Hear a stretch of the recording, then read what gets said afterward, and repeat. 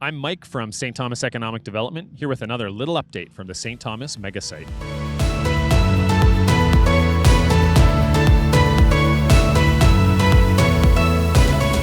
So today we are on the Volkswagen site again, and we're joined by Mike Brix. Mike, how's it going? Good, Mike. Thanks for having me again.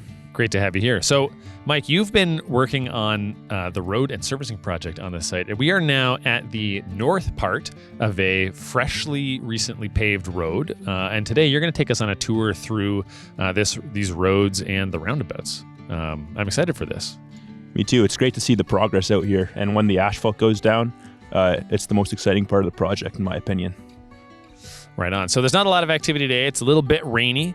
But we've got some contractors on site. So, Mike, what road will we be embarking down at the beginning of this? So we're currently parked on Electric Avenue, facing south. So we'll be going towards South Edgeware.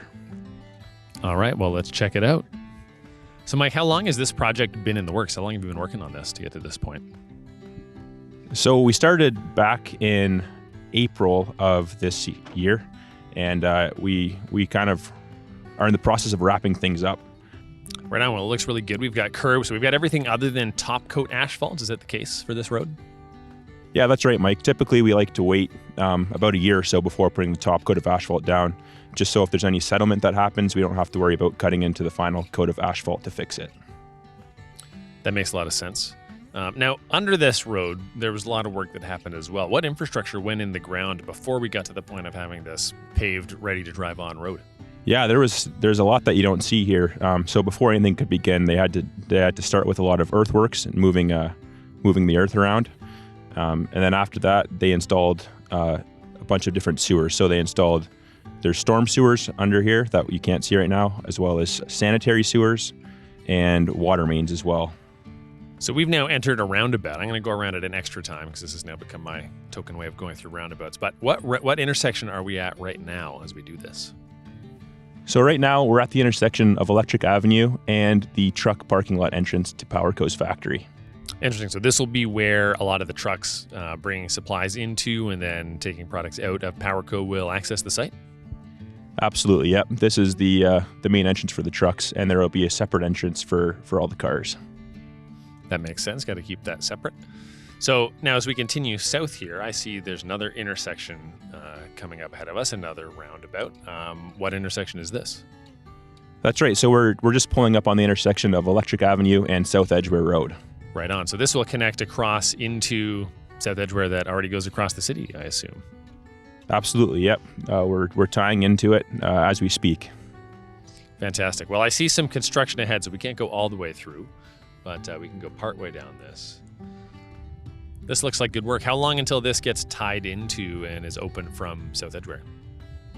So it'll be mostly ready within the next couple weeks, but we're going to be doing the rest of the curbs and the asphalt in the spring of 2025. That's quite a mound of dirt over there. Does that mountain have a name? I think they call it Mount Mike. So we're back now at the intersection of Electric Avenue and South Edgeware, and we're going to continue to the east here. What are we going to see as we go along this part of South Edgeware? Well, right up ahead on our left, we're going to be driving past a woodlot that will be remaining.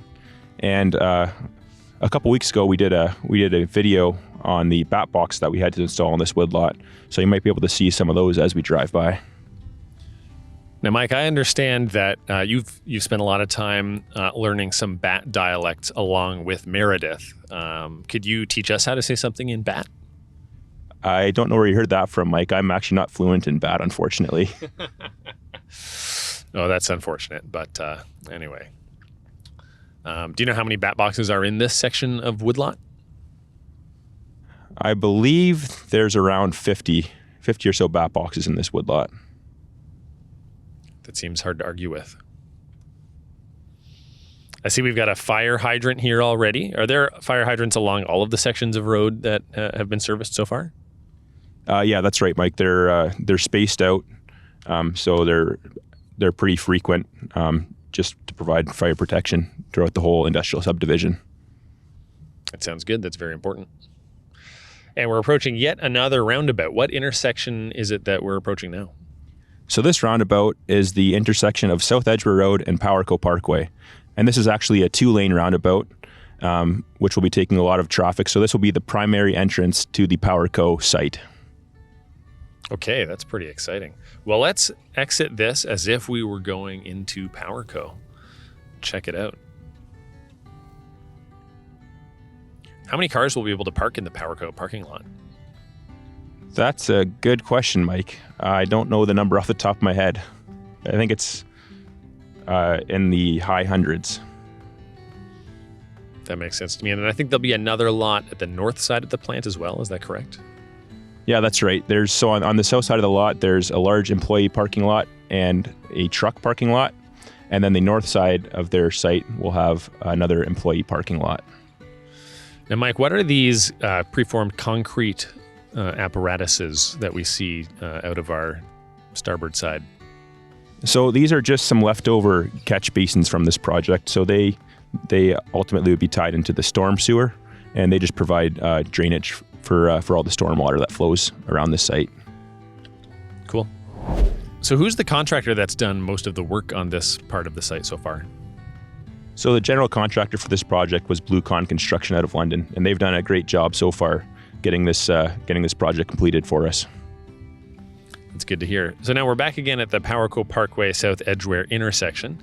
If we exit this heading south, where will this take us? So eventually this will lead to Technology Trail, which is a new road that we will be constructing next year that runs east-west through the site, connecting Centennial Avenue with Yarmouth Center Road. How did you guys come up with all of the names for these roads?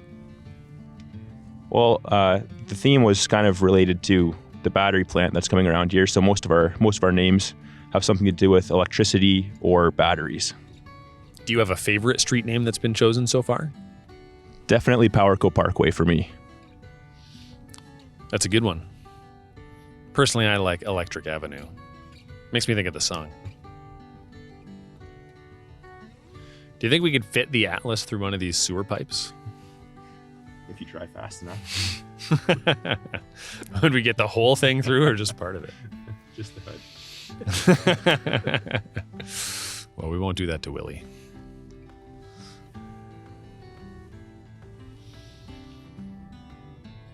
Now, as we head back up to this intersection, if we exit heading east, what are we going to see? I see there's a little bit of construction going on over there. Yeah, so as we head east, we're going to be driving past the One Substation that is currently under construction. There's quite a lot of activity out there these days. They're pouring a lot of concrete and completing a lot of excavation works. And how's Hydro One to work with in general? They've been a great partner to work with, very, very helpful, and so far we've had a great experience working together with them. This is a big site. There's a lot of action out here. Crazy amount of containers and offices. And Mike, have you gone spelunking in any of the sewer system so far that's gone in this part of the city? You know what? I haven't actually done that yet, Mike, but it's not a bad idea. Better have your confined spaces training or you're going to get yourself in some trouble.